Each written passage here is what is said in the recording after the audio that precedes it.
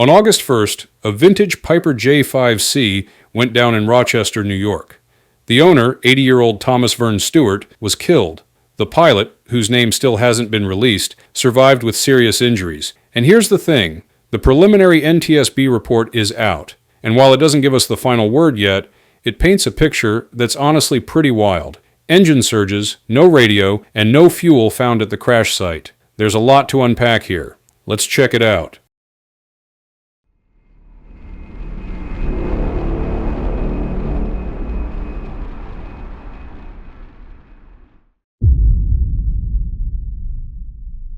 So, let's start with the setup. The airplane involved was a Piper J5C, a design that goes all the way back to the 1940s. These are simple machines, fabric covered, no electrical system, no radios, none of the redundancy that modern airplanes give you. And yeah, that simplicity has its charm, but it also means when something goes wrong, you don't have a lot of backup options. Now, according to the pilot, this particular airplane hadn't been flown in several months. That's already a red flag because airplanes don't like to sit. Engines, fuel systems, even little things like vents. They all suffer when the airplane just sits outside. The pilot even mentioned he had to clear out mud dauber nests from the wings before they could fly. That tells you the kind of condition we're talking about here. The plan was a pretty straightforward local trip. They departed from a private strip owned by Stewart, he was the passenger this time, and flew about 30 minutes east to Whitford's airport in Weedsport, New York. There, they added about 6 gallons of fuel, and according to the sight gauges in the wings, both tanks were showing full when they departed. From there, they turned back west toward Rochester. And here's the thing that's worth remembering. This wasn't a commercial operation, it wasn't a training flight. This was just an 80-year-old man flying in his own airplane for fun. And that's important context. These old planes don't have the kind of safety margins we take for granted today. Every decision carries more risk. About 20 minutes into that return leg, the engine started acting up, and this is where things got messy. According to the pilot, the engine began surging. 1 second it was running at full power, about 2,300 RPM, and then suddenly it would drop all the way down to idle, like someone had just pulled the throttle back. Then, a few seconds later, it would roar back to life at full power again. This didn't happen just once. It cycled like this 5 or 6 times. Imagine the stress in that cockpit. 1 second you think you're fine, next second you're looking for a place to put it down. The pilot's strategy, as he explained it, was to grab altitude every time the engine came back to life, and when it dropped again, he'd start scouting for roads, parking lots, anything that might serve as a landing spot. Honestly, that's a pretty rational move. It's basic energy management. You want as much altitude in the bank as possible when the engine finally gives up for good. And eventually, it did. On that 5th or 6th surge, the engine quit completely. Dead stick. The pilot aimed for a street, but on the way down, the airplane clipped the top of a tree. That sent it over onto its back, inverted, where it hit the ground. Stewart was killed in the impact, and the pilot was badly hurt, but survived. And just think about the environment here. No radio, no transponder, no electrical system at all. That meant no mayday call, no ATC vectoring you toward the best field. Nothing. It was truly old-school stick and rudder survival flying, with every decision coming down to seconds. That's the nightmare scenario no pilot ever wants to face. When investigators looked at the wreckage, what they found really set the stage for more questions than answers. The crash site itself was compact. The airplane ended up inverted, but there was no fire. Both wing tanks were breached from the impact, and here's the big point. There was no fuel recovered from the scene. That immediately raises eyebrows. Was the airplane actually running out of gas, or did the tanks just drain out after the wreckage was torn open? The NTSB also pulled apart the fuel system and found dirt and debris inside the gascolator, which is the last little filter before the fuel gets to the carburetor. That's never something you want to see. Interestingly, no mud dauber nests were found in the actual fuel lines, but because the airplane hit hard, a lot of that system was damaged to the point where it's impossible to know exactly how it looked before impact.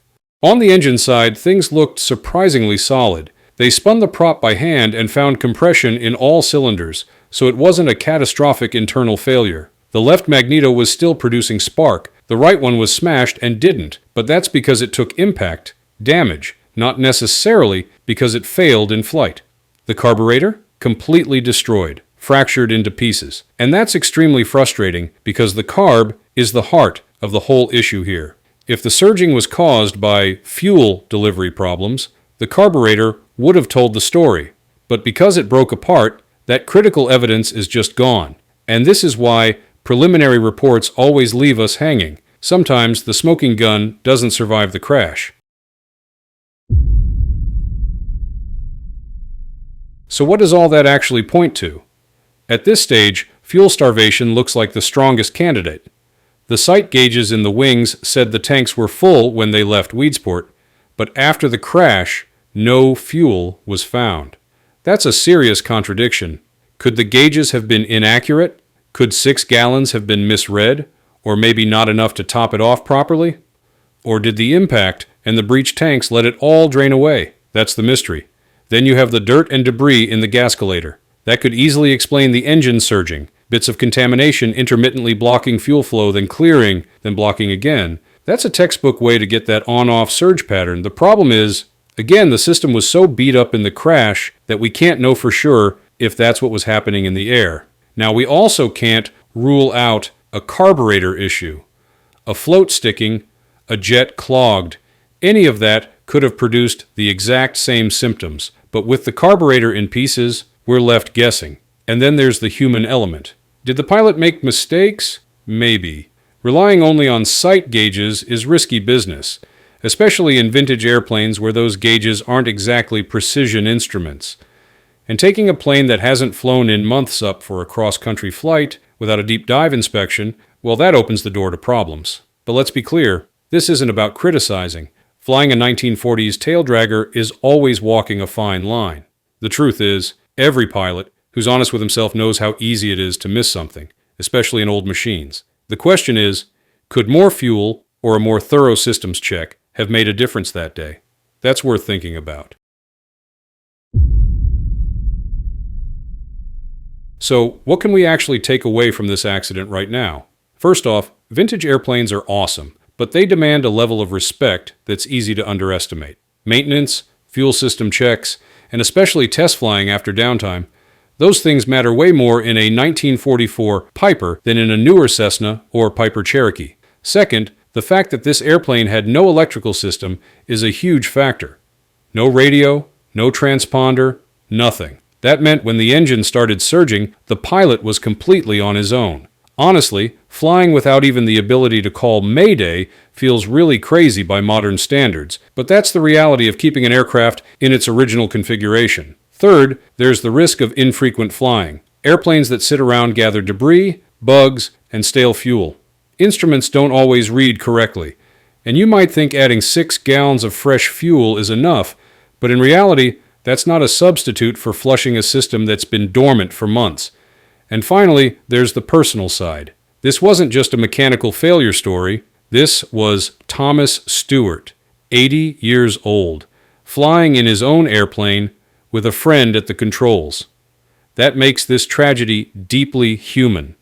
It's not just about systems and gauges, it's about people who loved aviation. The NTSB will eventually release the final report, and that will give us a clearer answer. But for now, the lessons are simple. Don't underestimate the fuel system, don't blindly trust old gauges, and if an airplane hasn't flown in months, treat that first flight back with extreme caution. That's not just being careful, that's survival. Okay, that's all we have for today's video. If you found this breakdown useful, hit that like button, drop a comment with your own thoughts on vintage aircraft safety, and make sure you subscribe so you don't miss the follow-up when the final NTSB report drops. Thank you for watching. See you in the next video.